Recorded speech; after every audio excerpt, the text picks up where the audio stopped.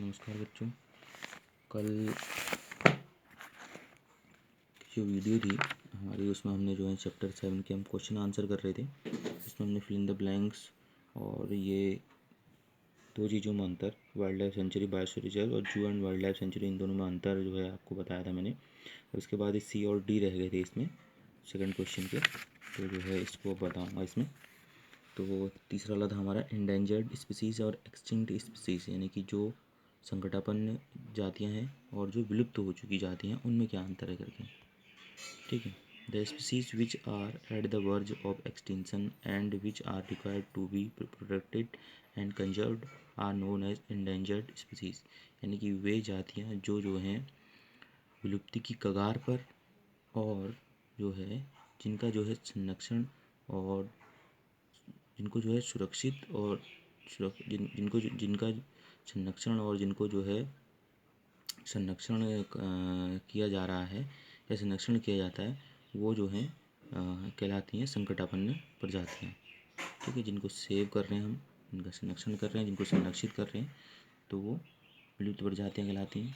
और extinct these species which no more extinct on the earth, यानी कि वे प्रजातियाँ या वे जातियाँ जिनकी जो है पृथ्वी पर अब कोई भी मौजूदगी नहीं है। ठीक है। तो वो कहलाते हैं extinct species, are known as extinct species. जैसे कि एग्जांपल देखें हम इंडेंजर्ड स्पीसीज का, जैसे टाइगर, वाइल्ड बफलो, तो ये इंडेंजर्ड स्पीसीज हैं जो या तो विलुप्ति की कगार पर हैं या संकटाग्रस्त हैं। और एक्सटिंक्ट स्पीसीज में आ गए जैसे डायनासोर्स हो गए। इसके अलावा डोडो एक पक्षी था।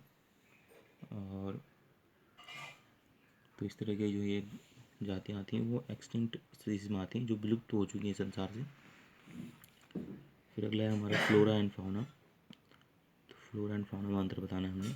तो all plant life occurring in an area is known as flora, यानी कि जितने भी पेड़ पौधे किसी भी क्षेत्र में पाए जाते हैं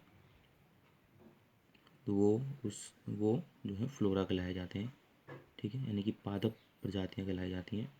all animals life occurring in an area is known as fauna, जितनी भी जानवरों की प्रजातियाँ किसी क्षेत्र में पाई जाती हैं तो वो जंतु जातियाँ कहलाती हैं, जंतु प्रजातियाँ कहलाती हैं। जैसे फ्लोरा का एग्जांपल लेते हैं, साल, टीक, मैंगो, जामुन, सिल्वर फर्न्स। ठीक है। ये जो है फ्लोरा के अंतर्गत आते हैं, जितने भी पेड़ पौधे होते हैं। और फाउना जितने भी एनिमल्स हैं, जैसे कि example chinkara, blue bull, barking deer, चीता, वाइल्ड डॉग, वुल्फ, ये सारे फाउना जितने भी जानवर हैं उनके अंतर्गत आते हैं। तो इस तरह से इन दोनों मैंने आपको अंतर बताया, इस तरह से आप इसको नोट कर लेंगे। अगला क्वेश्चन और है जो काफ़ी लंबा है, जिसके मैं सिर्फ आपको ए और बी बताऊंगा आज, या सिर्फ ए बताता हूँ। ठीक है। बाकी जितने भी हैं फिर बता दूंगा। Discuss the effect of deforestation on the following, यानी कि हमने जो है जंगलों के कटाव के कारण या वनोन्मूलन के कारण जो है निम्न पर क्या प्रभाव पड़ता है करके इसकी जो है चर्चा करनी है, इसके बारे में समझाना है। जैसे वाइल्ड एनिमल्स पे क्या प्रभाव पड़ेगा, एनवायरनमेंट पे क्या प्रभाव पड़ेगा, विलेजेस रूरल एरियाज पे क्या प्रभाव पड़ेगा, सिटीज़ पे क्या प्रभाव पड़ेगा, अर्थ पे क्या प्रभाव पड़ेगा, और द नेक्स्ट जनरेशन यानी अगली पीढ़ी पे क्या प्रभाव पड़ेगा। ठीक है। तो सबसे पहले हम इसका जो है ये ए वाला ही देख लेते हैं आज, वाइल्ड एनिमल्स, क्योंकि काफ़ी लंबा हो जाएगा नहीं तो। वाइल्ड एनिमल्स पे क्या प्रभाव पड़ेगा, लगातार जो है वनोन्मूलन के कारण, लगातार जंगलों या पेड़ों के कटाव के कारण। तो the natural habitat of animals is destroyed, तो जितने भी प्राकृतिक आवास हैं जानवरों के वो क्या है, नष्ट हो जाएंगे। Without the natural habitat the animals are left with no place to live, और बिना प्राकृतिक आवासों के जो जानवर हैं वो बिना आवासों के जो है जीवन यापन करने पर मजबूर हो जाएंगे। दिस में cause of extinction of many animals, और इस तरह से जो वो प्रजातियां हैं, जो वो जातियां हैं जंतुओं की हैं, वो विलुप्त की कगार पर पहुंच जाएंगी या विलुप्त होती चली जाएंगी। ठीक है। तो इस तरह से जो है वाइल्ड एनिमल पे जो है प्रभाव पड़ेगा। एनवायरमेंट का भी देख लेते हैं आज ही।